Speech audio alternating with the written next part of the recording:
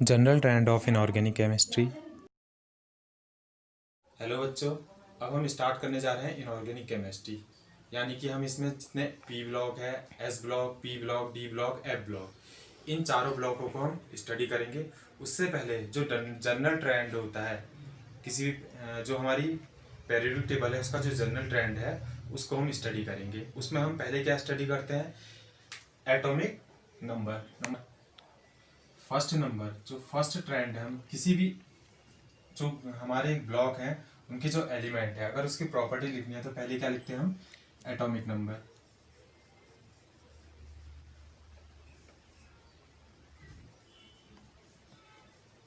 Okay, atomic number में क्या आ जाता है? उस एलिमेंट का electronic configuration.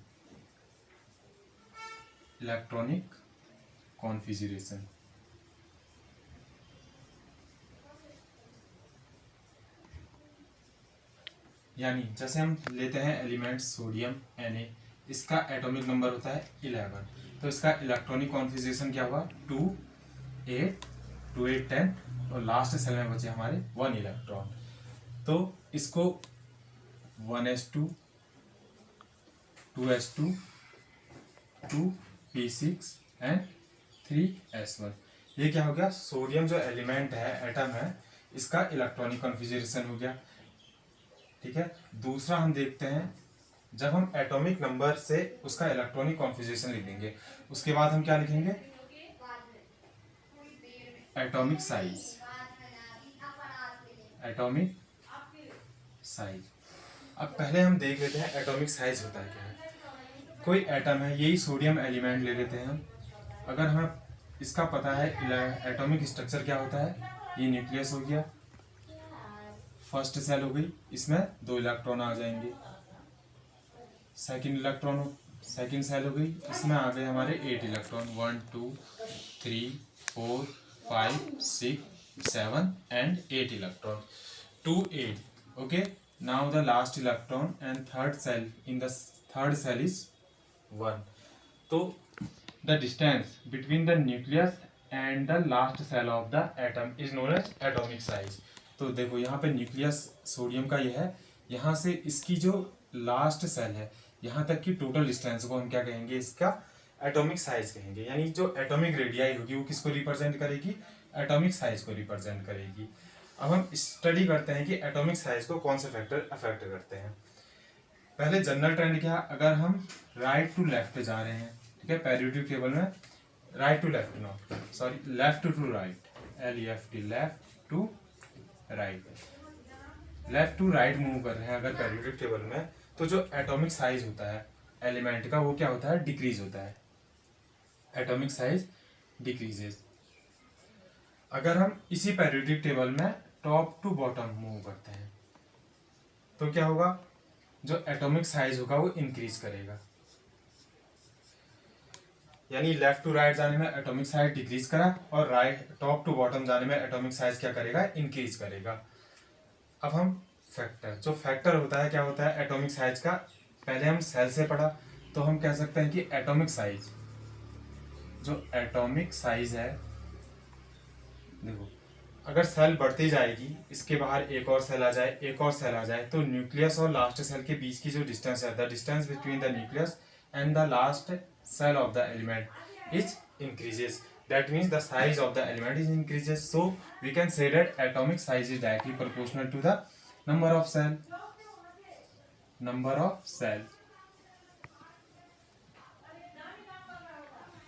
Atomic cell. Okay. Greater the number of cell in the atom, greater is the atomic size. Let us take an example. Li2, Li3 and Na11. Okay, the electronic configuration of Li means lithium, is equal to 2 1 and sodium is 2 8 and 1. So number of cell in lithium is 2 and number of cell in sodium is 3. So atomic size of sodium is greater than atomic size of lithium. तो देखा ना, number of cell किस में ज्यादा है? Sodium में ज्यादा है, तो सोडियम का क्या होगा, एटॉमिक साइज भी ज्यादा होगा। अगर मान लीजिए suppose that if number of shell is equal, suppose that Na11 is equal to 2, 8, 1. Now take an element which has same number of cells, that is Mg, magnesium 12. The electronic configuration is 2, 8, 2. Now we see that the number of cells in sodium and magnesium is same. So which element has greater size? So now we check the atomic number. Okay, the atom which have lower atomic number is have greater size. That is, we can say that atomic size of the element is inversely proportional to the number of atomic. तो बच्चों देखा, पहले हमने क्या study करा, atomic number, फिर उसके बाद atomic size, and what are the factor affecting atomic size. Number 1 is shell and number 2 is atomic number. पहले हम देखेंगे कि नंबर ऑफ सेल कितने हैं. Number of shell, if in any case number of cell are equal, then what will we see? We have to see the atomic number. Okay, now we can say that atomic size is directly proportional to number of cell. Okay, and the atomic size is in, now we have duster. Okay, and atomic size is inversely proportional to atomic number. So greater the number of cell in the element, greater the atomic size, and greater the atomic number, lower the atomic size. So we have a relation between atomic size and number of cell and atomic number. Okay,